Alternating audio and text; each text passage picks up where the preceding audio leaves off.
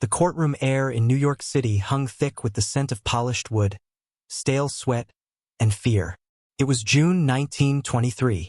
Fluorescent lights buzzed overhead like distant warnings, casting long shadows across the faces of men who had once dared to dream in color.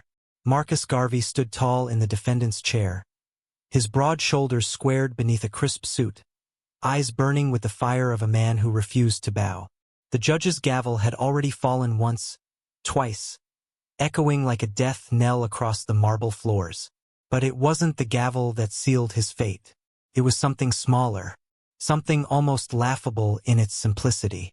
A single envelope, one ordinary piece of paper postmarked and sealed, carrying words that promised ships, freedom, and a future black people could call their own. That envelope, slipped through the United States mail, became the government's chosen blade. Not a gun, not a bomb, just paper and ink. And with it, they aimed to bury a movement that had shaken the foundations of white America to its core. This was not just a trial. This was a ritual of power, a quiet assassination of hope dressed in the robes of justice.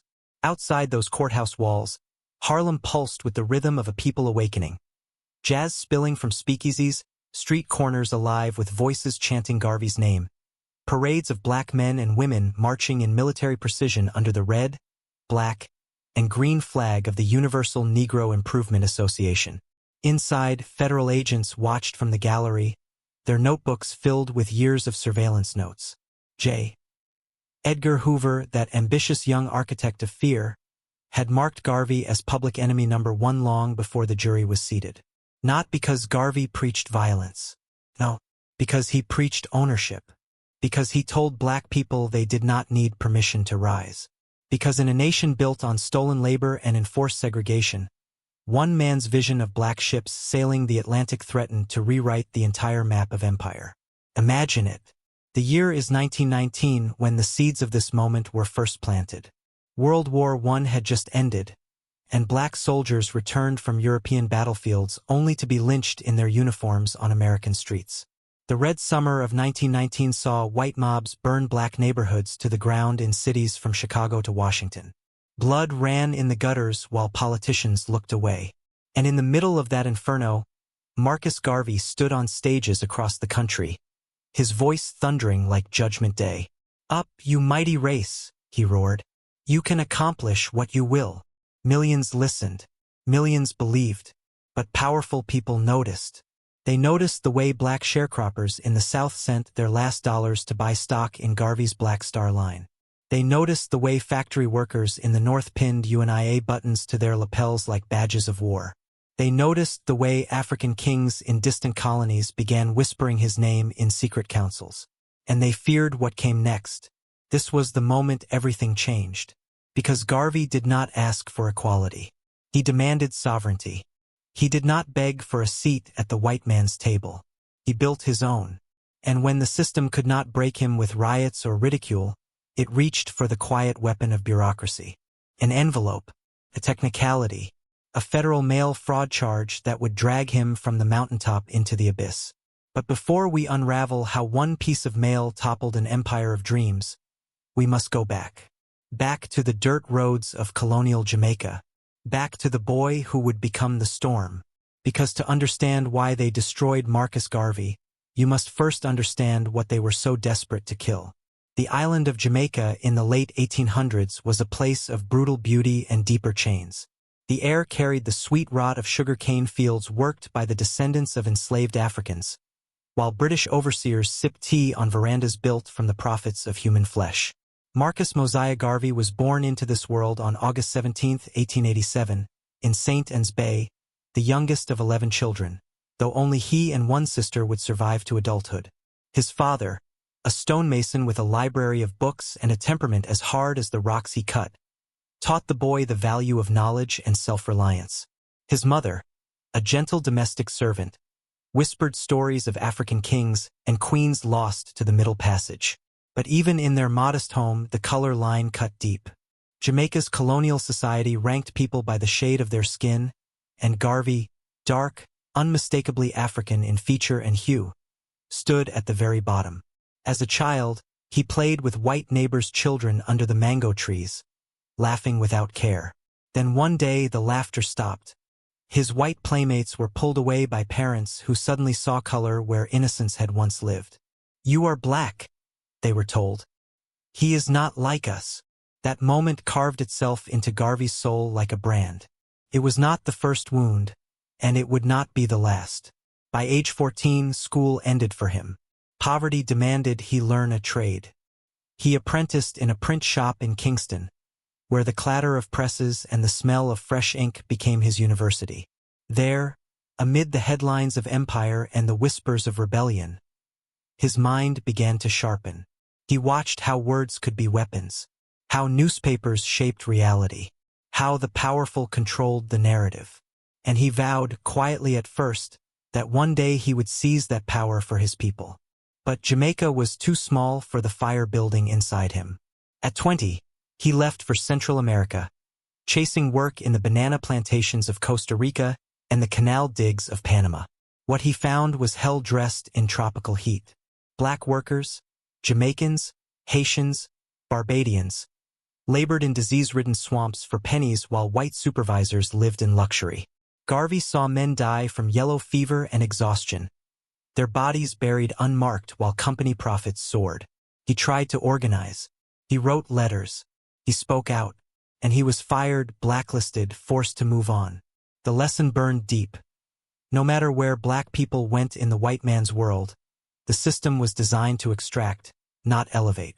It was not personal. It was structural. And it would take more than petitions to break it.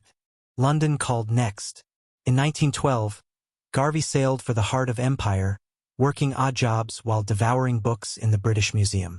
He studied the great Pan-African thinkers, the writings of Booker T. Washington, the histories of ancient Ethiopia and Egypt.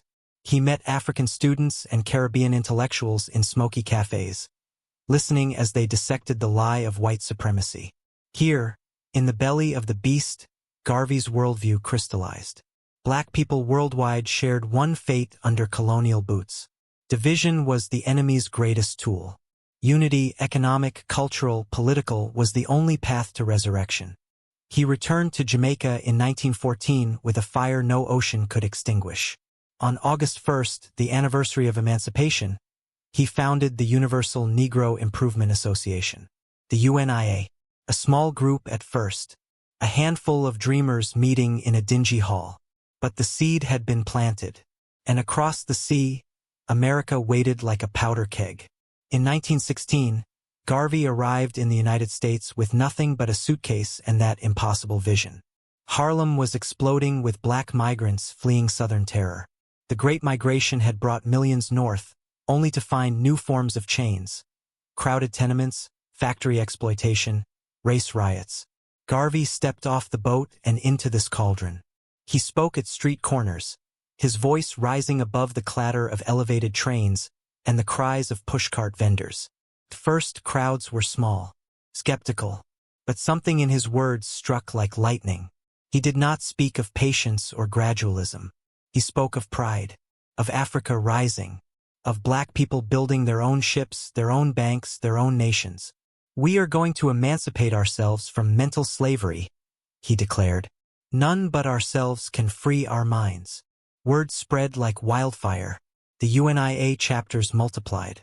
From Harlem to Detroit, from New Orleans to Chicago. Garvey's newspaper, The Negro World, carried his message across oceans, reaching Africa and the Caribbean. Printed in English, French, and Spanish, it became the voice of a global awakening. But Garvey was not content with words. He built factories, grocery stores, a laundry, a restaurant, all owned and operated by black hands. And then came the crown jewel, the Black Star Line, a shipping company, black-owned, black-crewed, black-financed. Its flag would fly beside the stars and stripes, a defiant symbol that black people could compete on the world stage. Stock certificates sold for $5 each, bought by maids, porters, preachers, and sharecroppers who saw in those shares a piece of their future. This was not just business. This was revolution by ledger book. In a world where black wealth was systematically stripped away, Through redlining, sharecropping debt, and outright theft, Garvey offered a blueprint for independence. Powerful people noticed. White newspapers mocked him as a clown in military regalia. Black integrationist leaders like W.E.B. Du Bois sneered at his back to Africa rhetoric. But the masses? They flooded his meetings by the thousands. They wept when he spoke of Ethiopia stretching forth her hands. They marched in parades that stretched for blocks.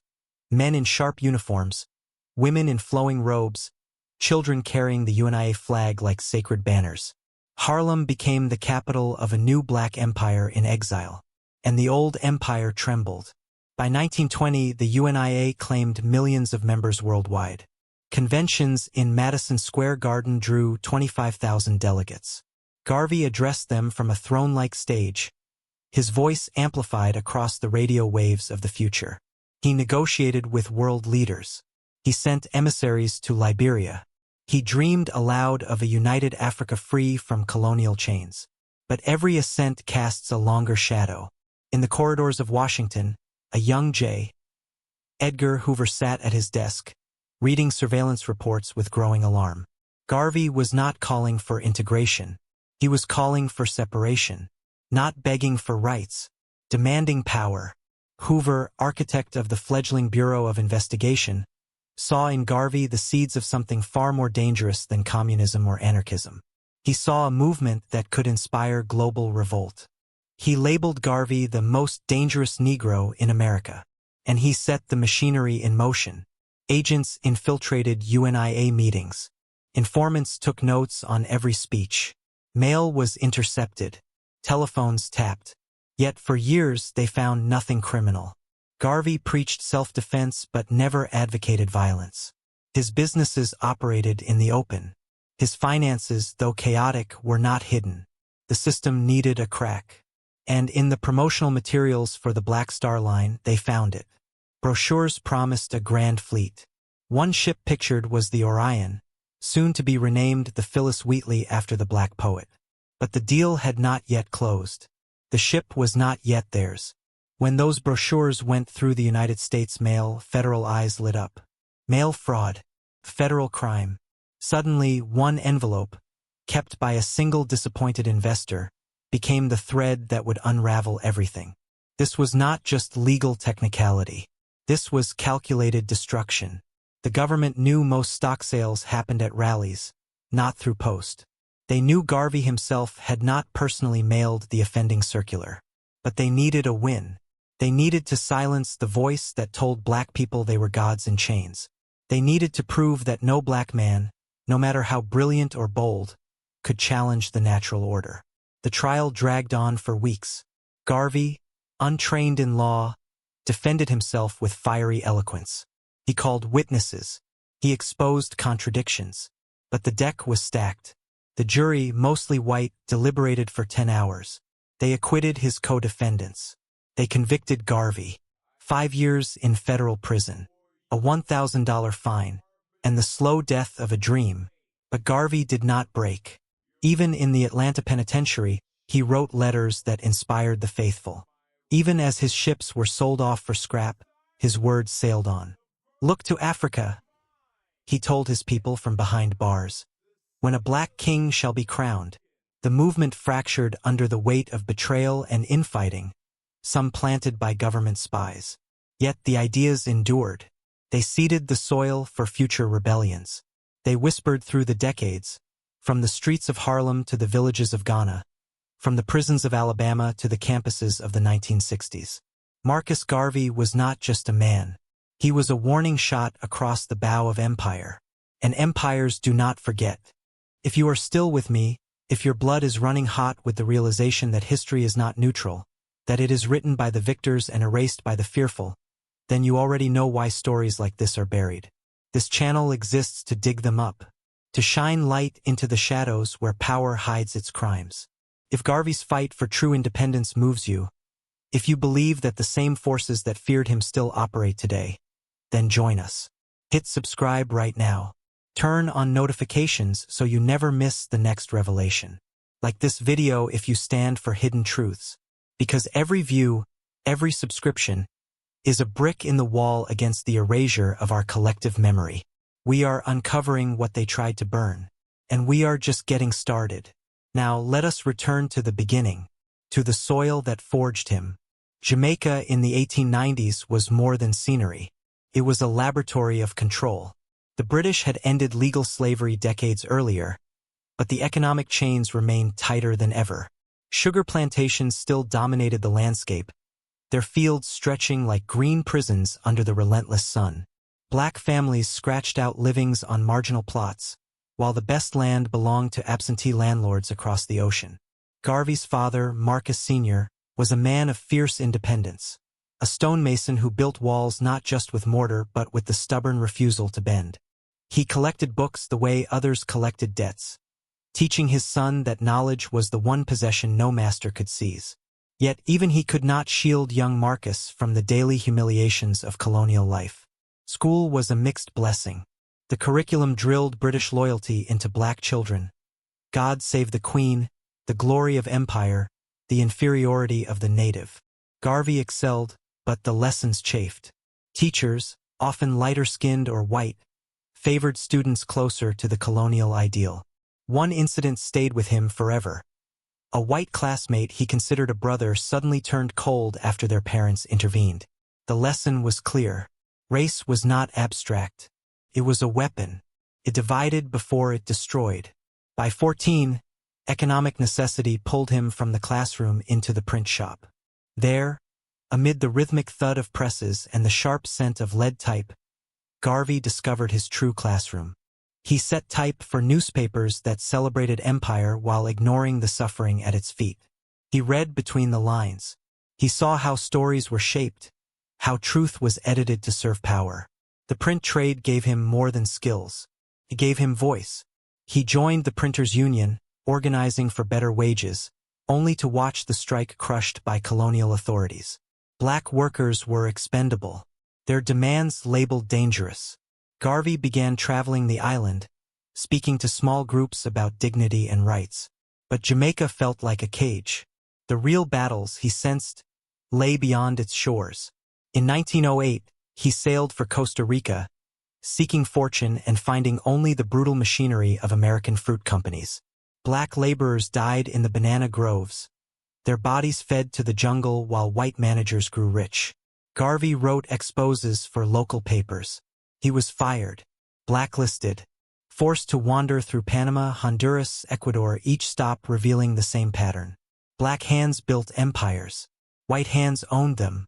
Europe was the next frontier. London in 1912 was a whirlwind of ideas and intrigue. Garvey worked as a laborer by day, scholar by night. In the British Museum reading room, he pored over volumes on African civilizations that predated Europe's so-called Enlightenment.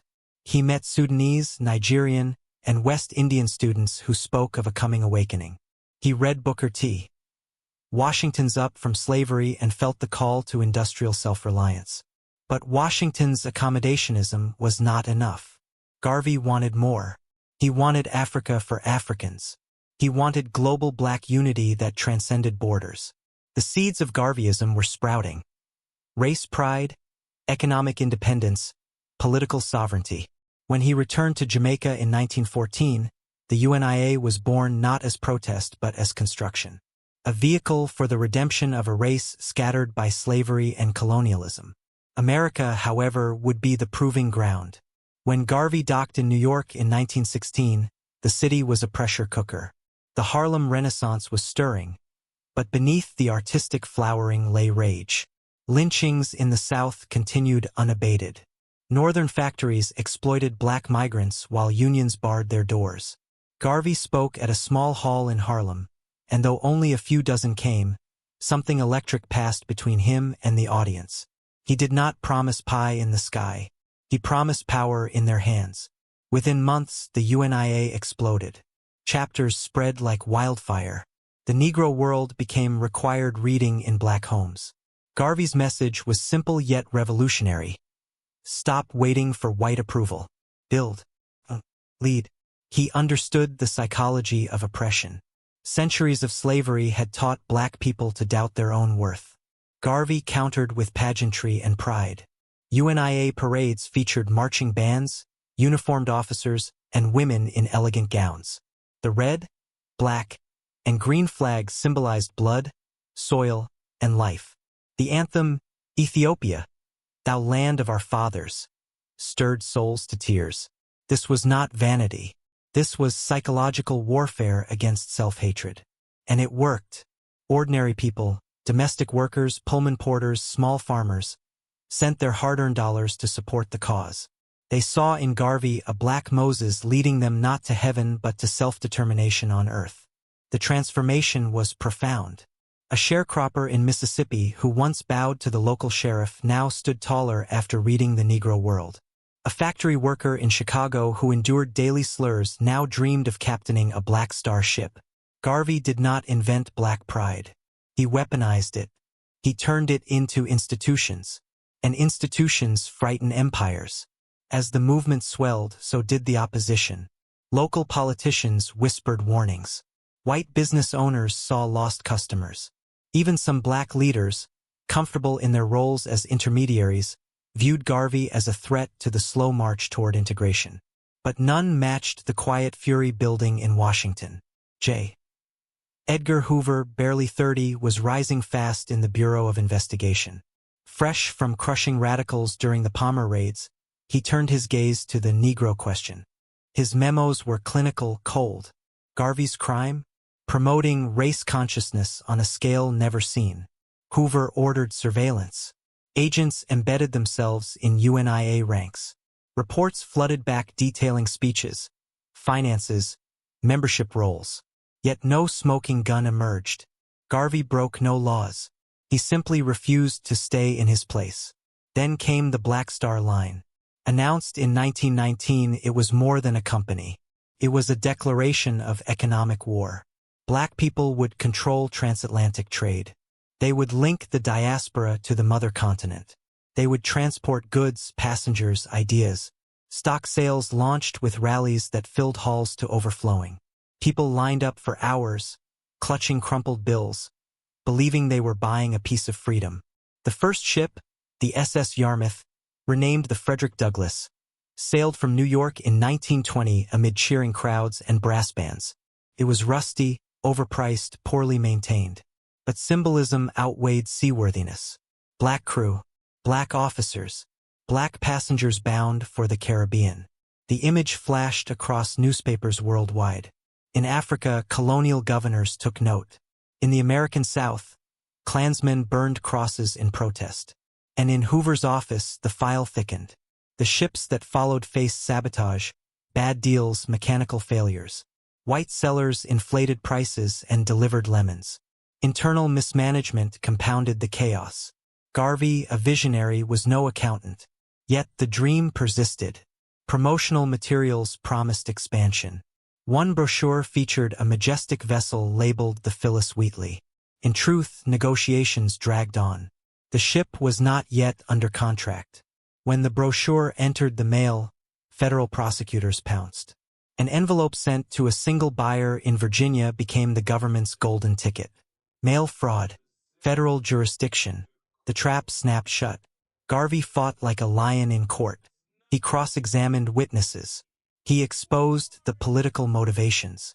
He reminded the jury that no one had lost money through deceit. Investors knew the risks of a startup. But the verdict was foreordained. Conviction, sentencing. The judge, perhaps sensing the injustice, showed a flicker of mercy in his words. But the damage was done. Garvey was shackled and taken away. His followers wept in the streets. Riots nearly erupted.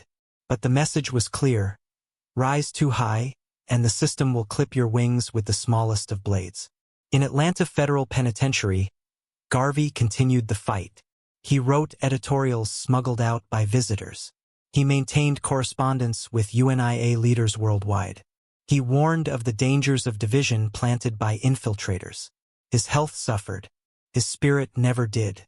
After 2 years and 10 months, President Calvin Coolidge commuted the sentence. Garvey was deported to Jamaica in 1927, never to return to the land that had both elevated and crushed him. Back home, he founded the People's Political Party, ran for office, continued publishing. But the global movement had fractured. Rival factions emerged. Funds dried up. Yet the ideas refused to die. What survived was far more dangerous than ships or stock certificates. It was the philosophy. Garveyism taught that freedom was not granted. It was seized. That dignity was not bestowed. It was asserted. That Africa was not a dark continent but the cradle of civilization waiting to rise again. His words echoed in the independence movements sweeping Ghana, Kenya, Nigeria after World War II. Kwame Nkrumah named Ghana's shipping line the Black Star Line in tribute. In the United States, Malcolm X's parents were Garveyites. Stokely Carmichael, the Black Power movement, the Rastafari faith in Jamaica, all carried his DNA. Even today, when young activists speak of reparations, economic nationalism, or Pan-African unity, they walk in Garvey's shadow. The single envelope did not kill the man or the dream. It merely forced the dream underground, where it grew stronger, more resilient. Today, as we watch wealth gaps widen, as surveillance states target movements for justice, as global powers still fear unified voices from the global south, Garvey's story feels prophetic. It reminds us that true power has always feared self-reliant people of color more than any army. It asks us why a shipping company threatened an entire nation. Why economic independence was labeled fraud while systemic exploitation was called normal. Why one envelope was enough when justice was not. Look around. The same forces that feared Garvey still patrol the borders of possibility. They still infiltrate movements. They still reach for technicalities when moral ones fail. But Garvey's final triumph was this. He proved that no prison, no deportation, no smear campaign could erase the hunger for dignity. His body was returned to Jamaica in 1964, laid to rest as a national hero.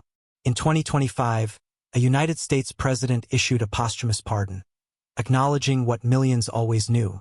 The conviction was political theater. But pardons cannot rewrite history. They can only illuminate the truth we were never meant to see. So as we close this chapter, remember the boy under the mango trees who learned early that color was a cage. Remember the man who turned that cage into a launchpad for millions. Remember the envelope that could not contain the ocean of hope it tried to drown. Marcus Garvey did not fail. The system failed the test he set before it. And in that failure we find our clearest map forward. The ships may have sunk, but the stars still guide. Up, you mighty race. The journey continues. The awakening is eternal. Thank you for walking through this hidden corridor of history with me. If Garvey's courage stirred something in your soul, if you now see the threads connecting past to present, then you are part of the mission. Subscribe if you haven't already. Share this video with someone who needs to hear the truth they never taught in school. Drop a comment below. Would you have bought stock in the Black Star Line knowing the risks? Or would fear have held you back? Your stories keep these truths alive. And watch next for the untold story of another giant the empire tried to bury. Until then, stay awake. Stay defiant. The fight for hidden truths never ends.